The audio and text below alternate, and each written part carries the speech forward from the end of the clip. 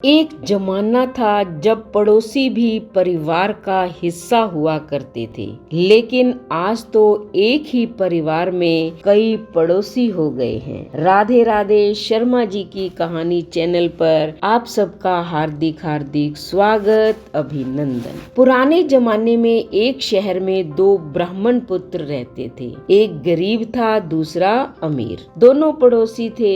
गरीब ब्राह्मण की पत्नी उसे रोज ताने देती और झगड़ा करती थी। एक दिन 11 के दिन गरीब ब्राह्मण पुत्र झगड़ों से तंग आकर जंगल की ओर चल पड़ा, ये सोचकर कि जंगल में शेर या कोई मांसाहारी जीव उसे मारकर खा जाएगा। उस जीव का पेट भर जाएगा और मरने से वो रोज की झिकझिक से मुक्त हो जाएगा। जंगल में जाते हुए उसे एक गुफा नजर आती है। वो गुफा की तरफ जाता है। गुफा में एक शेर सोया होता है और शेर की नींद में खलल न पड़े इसके लिए हंस पहरा दे रहा होता है। हंस जब दूर से ब्राह्मण पुत्र को आता देखता है तो चिंता में पड़ जाता है कि ये ब्राह्मण आएगा, शेर जागेगा और इसे मारकर खा जाएगा। और आज 11 का दिन है, मुझे पाप लगेगा, तो इसे कैसे बचाया जाए। उसे एक उपाय सूझता है और वो शेर के भाग्य की तारीफ करके कहता है,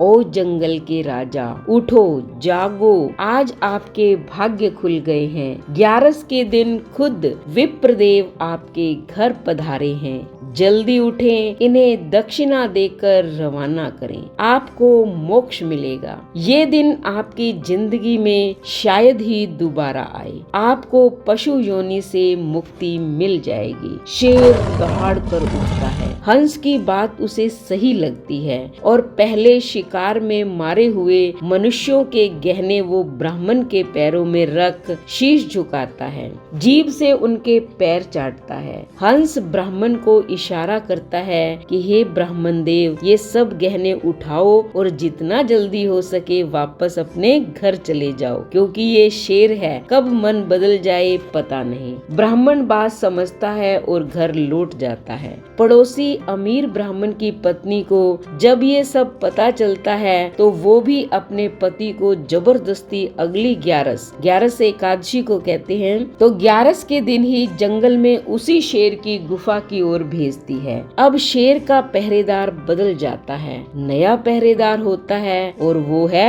कौवा। जैसे कौवे का स्वभाव है, वो सोचता है बहुत बढ़िया, ब्राह्मण आया, शेर को जगाता हूँ। शेर की नींद में खलल पड़ेगी, गुस्सा आएगा, ब्राह्मण को मारेगा तो मेरे भी कुछ हाथ लगेगा, मेरा पेट भर जाएगा। ये सोच वो काम काम चिल्लाता है। शेर गुस्सा होकर जागता है। दूसरे ब्राह्मण पर उसकी नजर पड़ती है, लेकिन उसे हंस की बात याद आ जाती है। वो समझ जाता है कि कौवा काम काम क्यों कर रहा है। वो अपने पूर्व में हंस के कहने पर किए गए धर्म को खत्म नहीं करना चाहता। फिर भी शेर शेर होता है, क्योंकि वो तो जंगल का राजा है। वो दहाड़ कर ब्राह्मण को कहता है, हंस उड़ सरवर गए, अब काग भये प्रधान, तो विप्र थारे घरे जाओ, मैं कि नहीं जिजमान। अर्थात हंस जो अच्छी सोच वाले, अच्छे स्वभाव वाले थे, वो उड़ के सरवर यानी कि तालाब की ओर चले गए हैं। अब तो कौवे प्रधान हो गए हैं, वही पहरेदार हैं जो मुझे तुम्हें मारने के लिए उकसा रहे हैं। मेरी बुद्धि घूमे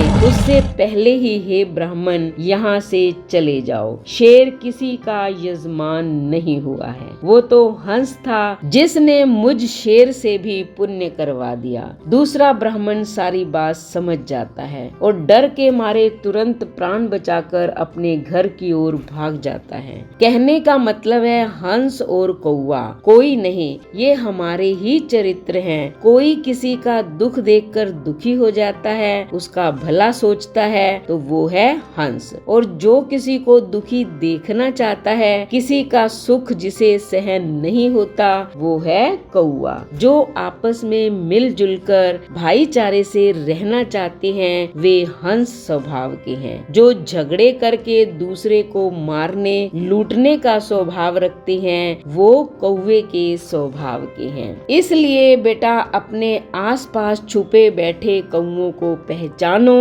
उनसे दूर रहो और जो हंस स्वभाव भाव के हैं उनका साथ करो, इसी में हम सबका कल्याण छुपा हुआ है। तो है ना इंटरेस्टिंग स्टोरी? तो फटाफट चैनल को सब्सक्राइब कर दें, लाइक और शेयर करें, कमेंट करें और बेल आइकन का बटन दबाएं ताकि ऐसी ही मोटिवेशनल स्टोरी का नोटिफिकेशन सबसे पहले आपको मिले। धन्यवाद।